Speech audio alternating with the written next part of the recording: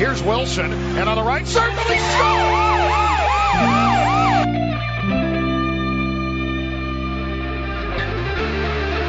Rebound loose, wild scramble in front, score! Ovechkin with a buzzer beater! It'll count! And a hat trick tonight, number 21,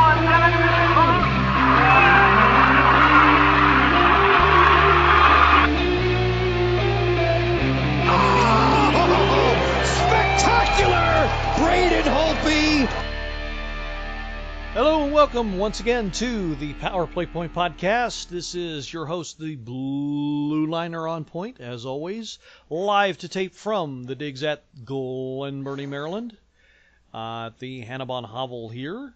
And with me, as always, struggling through, you gotta love this weather here at the DMV, is the moaning mermaid, mermaid mentalist. Slip of the lip there. Sorry, going to be the first of many. I apologize. I apologize to the United Nations. Sorry. The teaching prodigy. She'll teach you a lesson if you don't watch out. So you better watch out, or you get something in your eye. Miss Anna Knox, live from Centerville, Virginia. There you go. There you go. It's been in Centerville, Maryland the last couple of times. Yeah. It's a great blooper reel. Hello, Gil. Hello, How are you, Anna. How am I? I don't know. But I have had a touch or three of the grapefruit shandy. My fifth favorite girl, Shandy, and yeah. And I'm feeling very, very fine. Very fine Good. indeed. Good. This will be a fun episode. That it will, because it is our last for the 2017-2018 season. Yes, we are locking it away for the day, for the season until training camp this coming late September. Right. So we're winding it down for the day, and so wanted to open it up to listener questions, make an announcement about a couple of meet and greets we plan on having. More on that later, and get into at least one or two news items that have come up. But we designed this basically as a thank you to our loyal listeners who have jumped on board or been with us from the beginning. Either way, we love you. Absolutely. All right, so let's get started here, mainly with the opening up of the questions. Now, fortunately or unfortunately, we only really had one response from our query at the Facebook page, and that was from my man, Mr. Kevin Simmons, loyal listener from damn near the beginning. So we'll just jump right into that, and basically what he asked was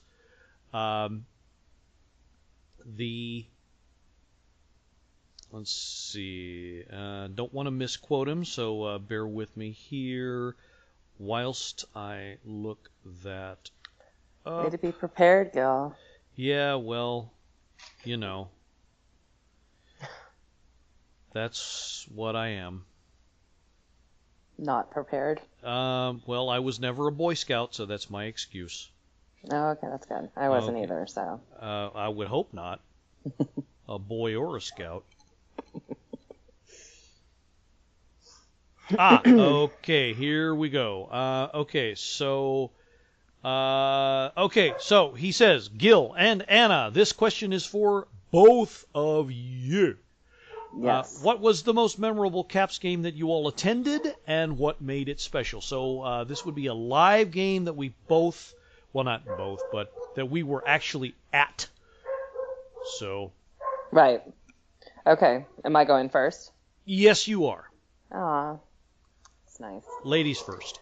Right. And then please excuse the dog barking in the background. I swear to God, this full moon has everybody crazy, but really has my dog crazy. Bella, Okay. Bella can make any noise she wants. She's a dog after my own heart. She's the dog in the fight that I'm in. Okay, she's random. Okay, anyways, so back to Kev. So Kevin, thank you for the question. It was a really cool question. I kind of had to think about it for a little bit.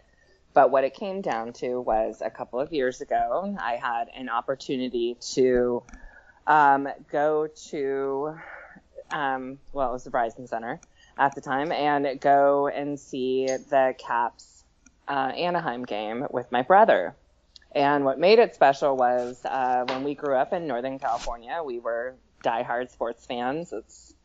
We had the Winnipeg roots with my mom's side of the family, and the hockey, love from there, and then football and baseball and basketball and you name it, and of course then my swimming. So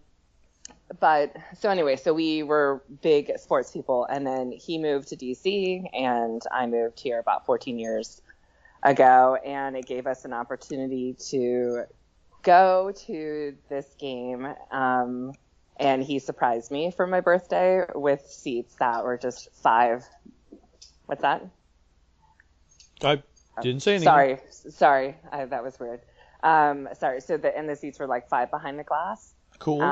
So Holtby was, in there in the net, twice on our side, and there like swimwear. Yes, like sexy thong. Yeah. And yeah. So anyway, so it was, it was just really cool because we had just this kind of nostalgic moment together as an adults. No kids, no spouses, no nothing, just siblings having a really good time, having overly priced beer, and watching the Capitals play. So it was just a really great memory for me. And it came down to, very the last minute, the Caps pulled out a win. So it was a very exciting game, and it was a very memorable one for me. So thank you, Kevin, again for the cool question. And Gil, you? Very cool question. So yes, I actually documented this on I think it was last summer, if I remember right. Is it that or the one before? Because one of my favorite players of all time was the great Gordie Howe. And I actually had the pleasure, 6-year-old me had the a pleasure of seeing him live in his very last season in 79-80 as a member of the Hartford Whalers, playing the Caps. And it's very unusual because here was this guy with white hair and a bald spot, and 6-year-old me could not process that he was much, much older than the players on ice. So he played his game a little bit differently, but what struck me was that he was able to keep up for the most part, and he kept his, he didn't really change his game. He was tough till the end, tough as nails, went hard to the net at all times, and that kind of struck me, and that gave me the first taste, again, 6-year-old me, learning the game for the first times, when and what made it memorable, kind of like yours, Anna, is that the fact that it was family. It was one of many games that my dad took us and whole family to at the time, and that's how, of course, I fell in love with hockey and the game and the history and all that. But yeah, there was this 52-year-old player skating up and down the ice. Complete badass. Playing like a complete badass, keeping up with the game, and throwing up the elbows and playing tough and all that. And I was like, yeah, that's how I learned the game. So that was one of the memorable things for me, even though I can't recall quite what happened as far as the result. I just remember highlights from the game itself. So yeah, I would have to say, even though, it was just a regular season game, it was just seeing a legend live perform. Very close second would be the last ever game at the old Cap Center, which is, of course, no more. It's where they retired Rod Langway's jersey, and they play the Canadiens to close the Cap Center. And, of course, they were wearing those white jerseys with the eagle, et cetera, et cetera. It's a very close second, but also a memorable game for moi. Awesome.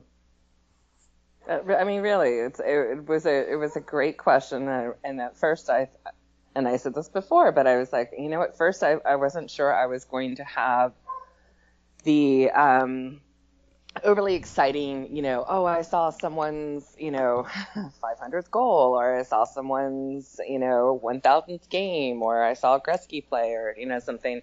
I didn't have that kind of thing. And then looking at it again, I kind of read it like on a much more personal level. So, you know, when you grow up in a sports family and then you get to sit with your family and so many years later and watch something, it was a great night. It was because my brother and I are so opposite.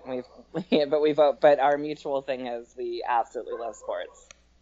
Oh yeah, most definitely, and and hockey has proven time and again to be a thing that brings a lot of people together. So yeah, would definitely approve of that. Okay, so that fortunately again or unfortunately was the only question that was posted in the Facebook room, but I understand you have gone out on assignment and collected more questions and answers from other fans. Yes. Little Miss Mermaid, you. Yeah, and they're all from guys. Shocking, right? Shocking. Shocking. Yeah, so just a couple. Hold on. Can you sit? Sorry. Stop it. Go lie down. I'll lie down. I will beg. I will fetch. I was going to say, you keep having beers and I'm going to start talking to you like I do my dog. Yeah, roll over. Okay, so our first one is Trucker Eric. Mr. Hayes. Yes, who we adore, who is so awesome for leaving comments and listening. And, you know, he's in the middle of who knows where, driving the semi, listening to the Power Play Point podcast, and how riveting is that? So anyways, but he did have a question, and he said that he wanted to know, how do you feel the players are going to accept Reardon and his views, etc., going into the next season? Okay, well, you went first last time, so I'll take this. Mm-hmm. Okay, so I pardon me. Whoa. I have you okay to. There? Yeah, I'm fine. I have to admit, and this was one of the reasons why. I mean, we all knew what was going to happen as a result of Coach Trotz finding greener pastures on Long Island. That Todd Reardon would be was and is the heir apparent. But I wasn't convinced. Pardon me. At all, unfortunately, because my mentality is, okay, you're the assistant coach. You end up being the replacement. That means supposedly you had the answers all along. So if you had the answers all along, why didn't you reveal them as the assistant coach? But of course, we all know he was being groomed as such. But again, he hasn't had NHL head coaching experience, though he's been a head coach in the minors.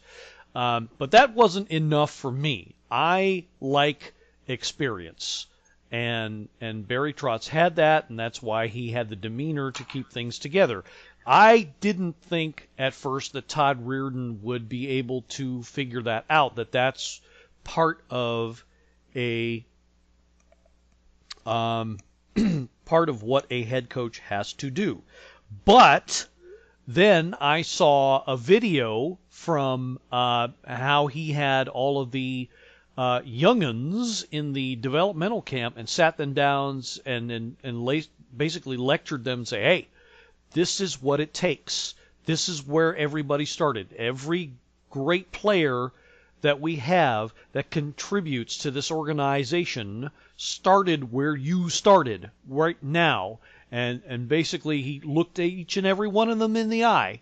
The draft pick, Alexeyev, all of them, 201, looked them in the eye and said, look, it is up to you to contribute and do what you can do and sacrifice yourself for the organization. I forget exactly what he said, but I mean, I was captivated by what he said. So I'm kind of, that kind of won me over. So I'm kind of on his side a little bit. I want to see what he can do. I'm still a slightly skeptical, but I want to see. I'm willing to give him a chance and see what he can do with a full season of everything under his command. He's proven that he knows how to run a defense. So, and as we all know, defense wins championships. So, I'm gonna give him the benefit of the doubt, but let's see him and the team face adversity and come out of it, and let's see how that works out. And that's my answer.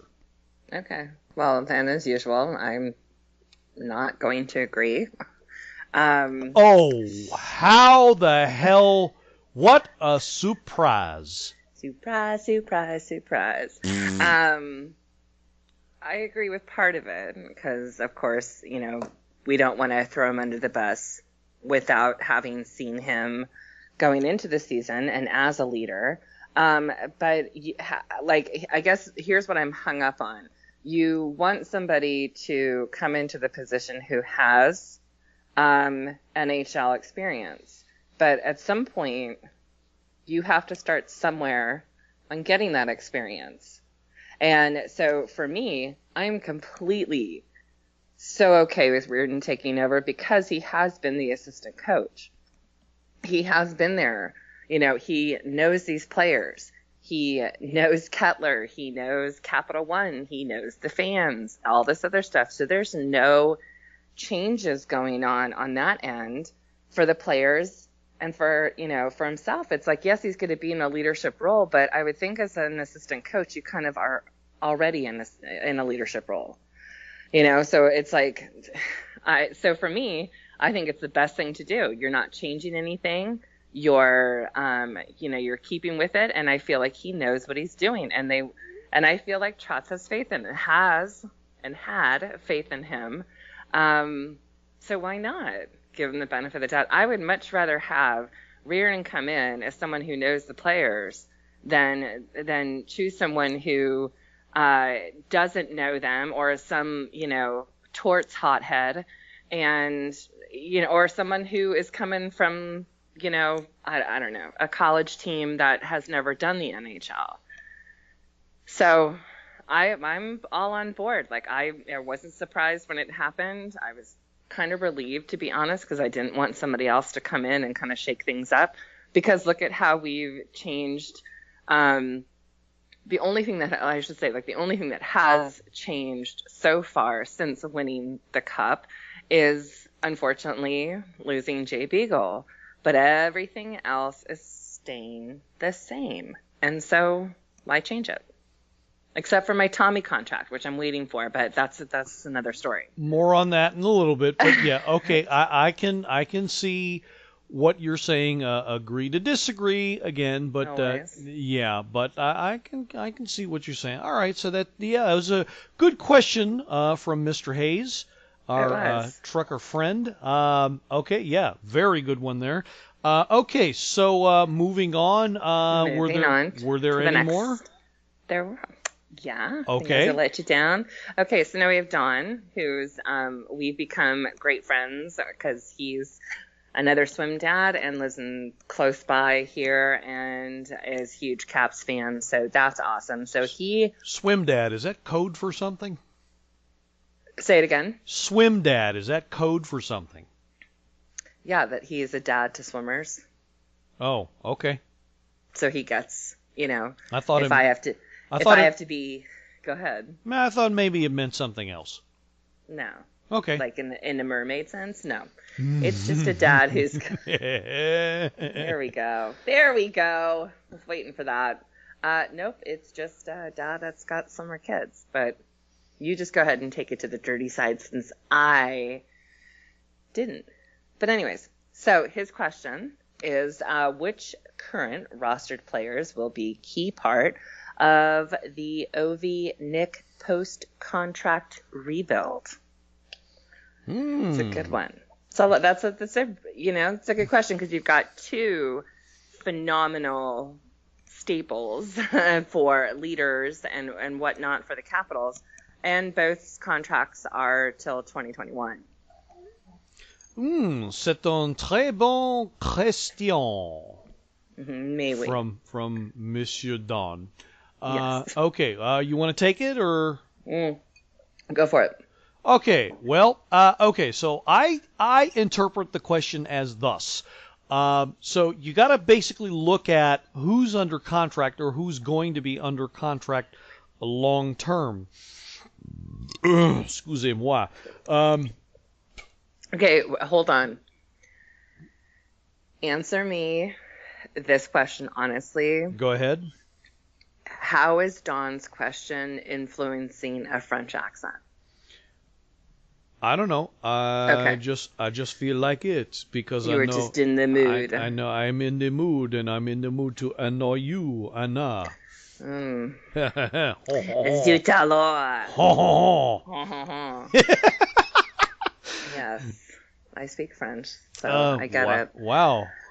I know. Good times. All right, so go, because you and I think, as usual, are going to interpret the question completely different. What? Right. So yeah, my mentality is you got to go with who's under contract long term because, you got to pay the piper, and I'm not talking Roddy either. But I mean, you got to look at who's going to be there long term. Obviously, Carlson with the deal he just signed, Kuznetsov. And they're saying that number 43 will be, well, they're looking to sign him to a very long-term deal. So you got to look at him as part of the core as well. So that's who I see as three main cogs, maybe not all of them, but three main cogs of the core that will make up the Caps' future. For years to come. Now, I for one would be very shocked if they did not make some sort of effort to keep both Backstrom and Ovechkin. Mm-hmm. But if the impossible should happen and they stop considering keeping them, mm-hmm. then that's your core right there. Kuznetsov. John Carlson and Tom Wilson right there. I would think that's your core because mainly because you're going to have them sign long term. Oh, and TJ Oshie, of course, signed long term as well. Don't want to forget him. Stop it. But yeah, Stop. I don't think they want to they want to stop thinking about keeping. Who's now their two star players long term. Right. But again, if the unthinkable should happen, those four guys right now are your core, not simply because of the length of the contracts, but because of what they can contribute both on and off the ice and as leaders of the team. Right. So that's pretty much how I see it.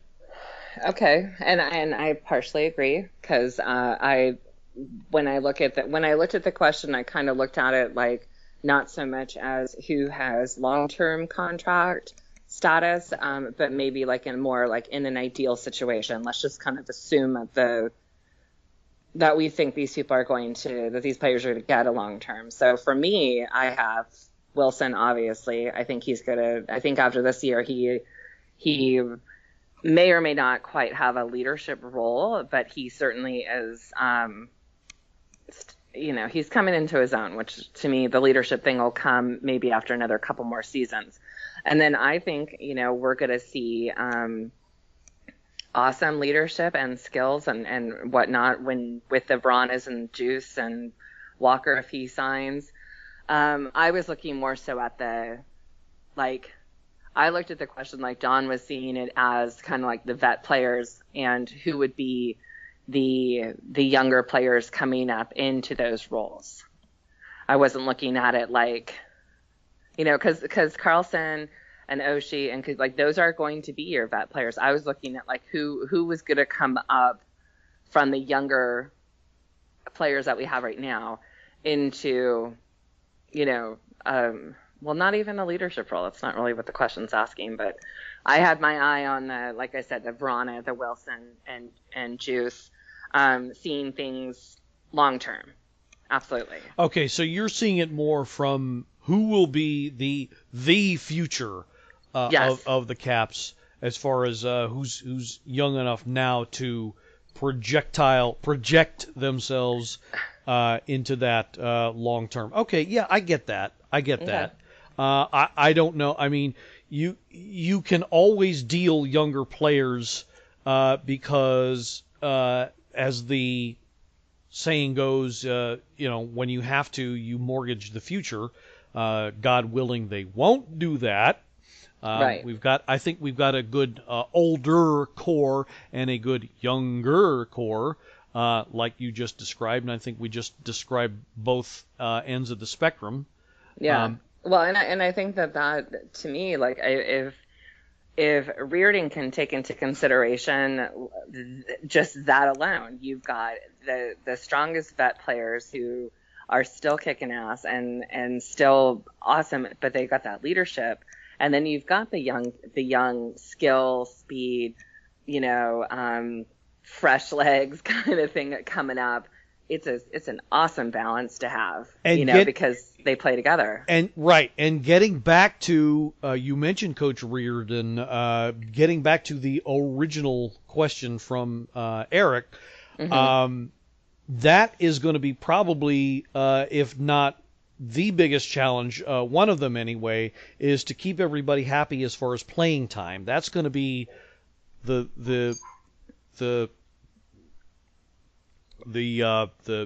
raging river that he's going to have to navigate. Well, he's going to be like any other coach. Like, I mean, people look at how frustrated people were with Trotz this season. There were times. How often did we have to discuss people throwing him under the bus mid-season for not playing Vrana enough, or giving Orpik too much time, or whatever it was? And that's just it's one of those things where we're watching as couch coaches, thinking that we know better, but you know what? These coaches are. They're with these guys a hell of a lot more than we are. The first slump this team goes through, the first losing streak, people are going to crawl out of the woodwork and say, "I told you so." I'm not going to be one of them. I'm willing to give this guy a chance, but you watch that's going to happen. Of course it is, because people just, they have to have drama, and they have to, get on social media and, be jerk-offs about it. And it's like, come on, just have faith in the guy who's been standing by these players for, longer than, more like, I don't know how many other assistant coaches then have become the head coach of the team that they were assistant coach for. Well, and unfortunately that's why I not to make too much more out of that question, but that's why I'm a bit skeptical, because that type of transition isn't generally conducive to continuing things along. But how do you know? Well, I mean, I'm just going by track record and history. I mean, that's what I do. I'm a history major. I look at what's happened before, and I get that past performance is not always prologue to future performance, but when it comes down to it, that's the evidence that's before us. Okay. So, but yeah, I mean, that's to get back to the question at hand. Yeah, that was the. I mean, that's how we see the future of the team. In our own way. Sorry. My dog is just running in circles. She wants to be part of the show. I have no problem with that. I know. She's. It's like she's possessed. Okay. Anyway, so now I've got 2 more questions. Okay. Shoot. So this is Kevin, who is a season ticket holder, super sweetheart, and he had asked, what if that he had asked us like last week, and we already have the answer for one, and we're holding out on the second, but he was asking about the Wilson Orpik contract. So we know about Brooks coming back for the year, and I think we already knew that was going to happen. Yeah, we kind of knew that was in the works. Yeah, spoiler alert. Well,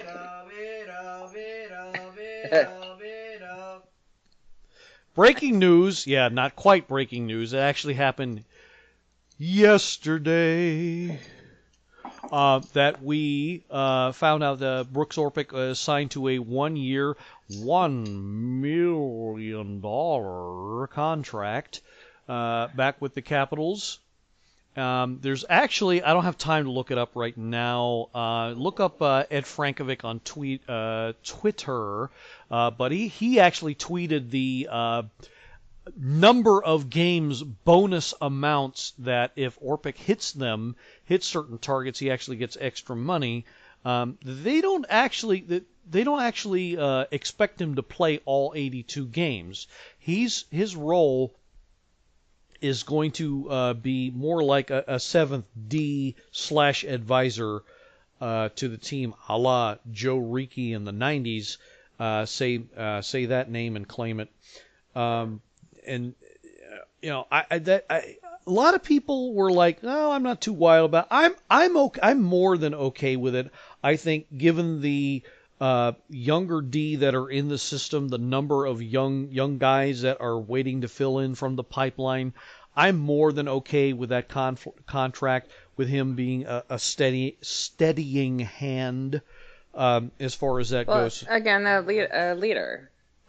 Right. Exactly. Okay. Now, so hypothetically, and this was the other kind of question that was thrown out there on social media, was if he did not return, who would you give the A to?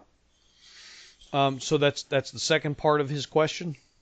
It's not. It's just a question I'm asking. Oh, okay. Well, I mean, so the A can be kind of an abyss, if as it were, or hole. So who would you make the A hole then? I don't know. Who would you want to slap that label on?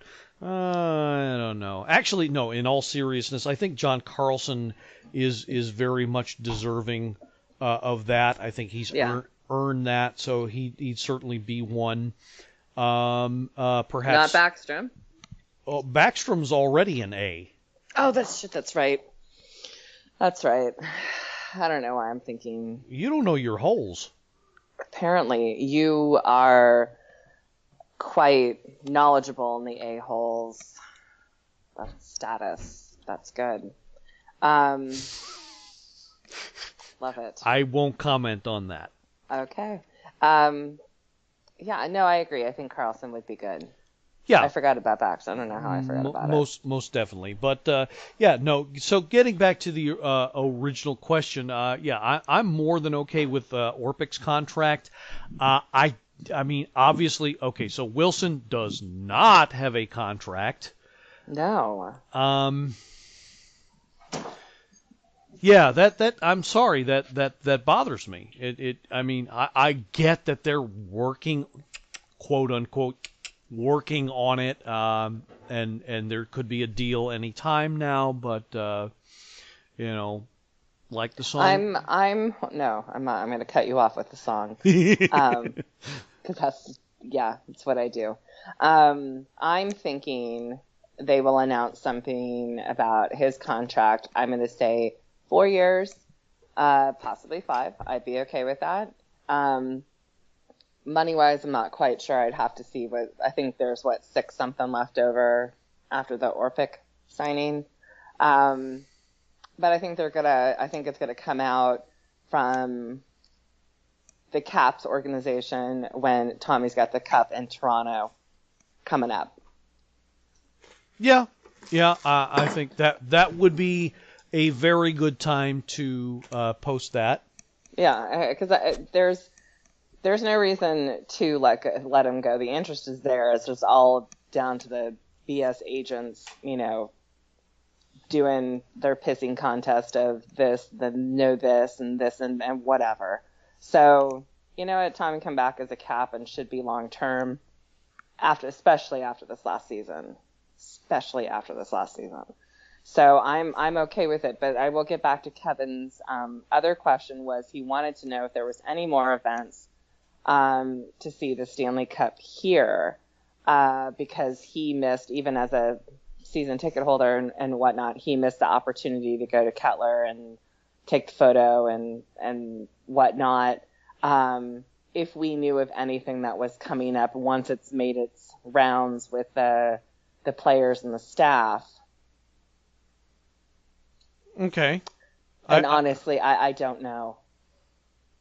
All right. Well, yeah. I think that it'll develop over time. I think. But yeah, another good question there. Yeah, because it was absolutely outstanding how many people have, stood in line and had that opportunity, and I wouldn't be surprised if the area did, kind of one last opportunity maybe before. I honestly, I don't know. So unfortunately, Kevin, I don't have all the answers for that one, but it's a good question. In case somebody does know, maybe they can send us a Facebook message or tweet or whatever. Yep, I get that. Okay, so was there one more? There was, and I think you'll enjoy this one. Okay. So this is from Ryan, who I think I've actually found the male version of my sarcastic side, if that makes any sense. Like I'll go with that. It's awesome. Our tweets are hilarious and it's great. But anyways, also Caps fan, went to the parade, blah blah blah. And his question, which I'm going to go ahead and start with you, is how big is Oshie's liver? And most importantly, how big are his balls?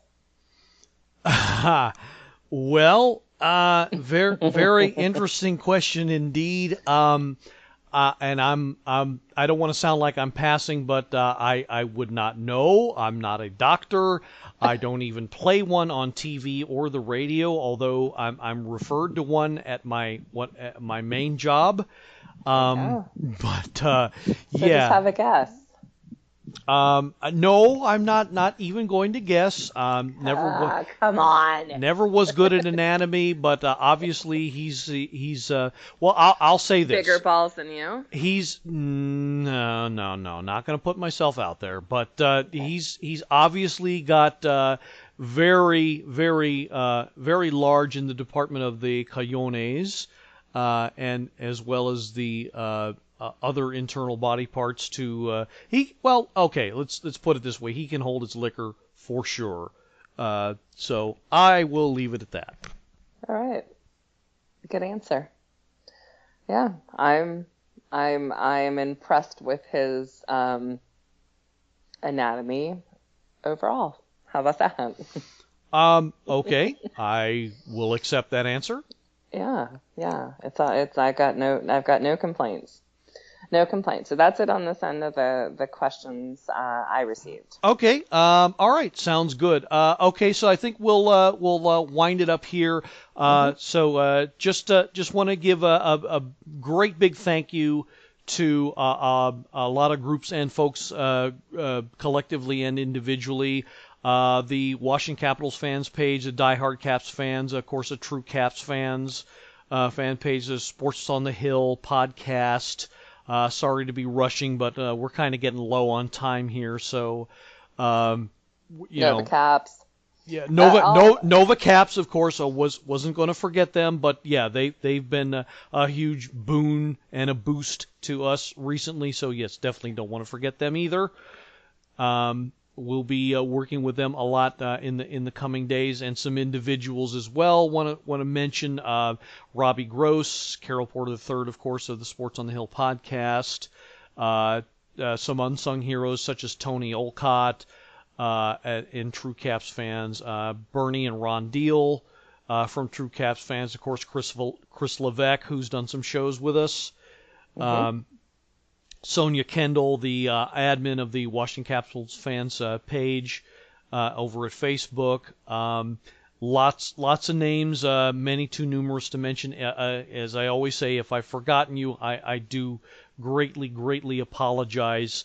And as far as directly affecting the show, of course, pardon me, this year, of course, Joe McAllister, who was wonderful enough. If you like that, again, as I always say, if you like that guitar intro, you have him to thank for. You're interested in having him play a gig for you, contact me. I will get in touch with him for you. Let's see. And, of course, the wonderful young Mr. Jeffrey Conkle, who does the voiceover at the end. Be hearing from him. And I just want to take a little bit of time here to thank my wife, Jenny. You know her as Mrs. Blue Liner. She, as always, is my muse and my inspiration for this show. So I just want to take yet another opportunity to thank her for all that she has to deal with as far as this kind of a thing goes. But yeah, I hate to sound rushed, but yeah, I mean, I want to get everybody as much as I can out there, let them know how I feel. So that's. Oh, touchy-feely. Anna, you have anybody you'd like to thank? You nailed everybody, and I think there's a couple like the Erics, the Troys, the Troy Dons, Ryder, like, absolutely. The awesome people that have sent us messages, you know, or retweeted something and whatever, and I totally appreciate it. And yeah, I feel the same way. My household has had tons of patience with "Don't come downstairs, I'm recording. I love you, but I'm recording." And they're so they've been great. My dog could obviously use some obedient classes, but it's all good. And Gail. Yes. I got to thank you. Oh, well, I got to thank you. No. Thank you. So yeah. So how about that? Like, you know, it was good. It was a totally random friendship that formed on social media, which I never thought I would ever say that, but I'm now learning it's actually quite awesome to have friends on social media and meet people that way. And this has been awesome. And who would have thought that giving me this opportunity to come on to what was your show and is your show, and shit, they win the Stanley Cup. Come on now. Absolutely. Awesome. What a hell of a kick-ass first year. Yeah. So before we wrap it up, we got to talk about Saturday. So Saturday in Annapolis. Absolutely. Oh yes. Is it Galway? Saturday, July 28th. Yes, we are going to have the Maryland side listener meet and greet at Galway's Irish Pub in Annapolis. Yeah. And so yes, plan on meeting there. If you can, do please make it out there and meet us. We'll be there starting at around 1 p.m. For lunch, and we'll be at the bar. Finally, of course. Of course. Like, where else would we be? But also, I think it's not supposed to rain, so why not come to... Oh, don't get me started on this weather. Hoo boy. I don't know what you... I haven't been able to be in the pool all week, so it's made me quite pissy. As weather has made the whole damn DMV soggier than a thrice-used diaper. Good Lord. Oh. Okay. Well, on that gross visual... so Saturday. So I'll be there. I don't know if I'm coming solo or whatnot, but it'll be fun. And I don't, very whomever much comes, so. Yeah, and then we'll do another one in Northern Virginia. It's sometime Definitely. probably the end of August. So Definitely. yes, so go for the final sign off and give your cheesy last little thing just so I can roll my eyes. Wow, what yet How was again? that? Was Yet that again, good? such a setup, such a send off. Love me. You just love it. All right. right. So yes, we're going to close it up for the summer and seal it with a kiss here, as it were. So yes, just want to give one final thank you, and of course add the note that we've reached the 500 follower mark at Podbean. So want to give a very sincere thank you to all of those who have dedicated their time to make the show what it is. So thank you so much in all seriousness. So with that, on behalf of Anna Knox and all you loyal listeners out there, for everybody that makes the show what it is, thank you so much once again. This is the Blue Liner signing off and reminding you that when you get into an argument with your significant other, you can always diffuse the situation by calling them something that starts with a B. Honey. Stop. Hallelujah, and let's go Caps. Go Caps.